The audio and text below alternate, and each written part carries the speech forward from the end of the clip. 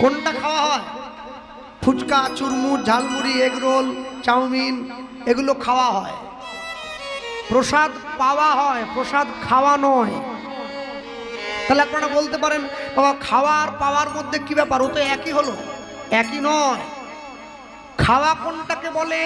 আমার ইন্দ্রিয়গুলোকে পরিপূরণের জন্য যা যা গ্রহণ করি তাকে খাওয়া বলা হয়। মাছ, মাংস, ডিম, পেঁয়াজ, রসুন, বিড়ি, সিগারেট, দুধ, মদ, গেঁজা যা আছে এটা খাওয়া। পাওয়া কোনটাকে বলে?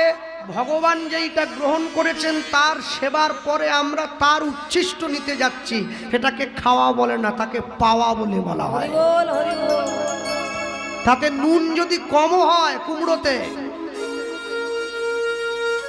বিয়ে বাড়িতে এত ভালো ভালো রান্না হয় তবু লোকে নিন্দে করে, ধুর কি করলো, আইসক্রিমটা একটু বড় দিতে পারতো। মানে কোনো জিনিসের তো খুঁট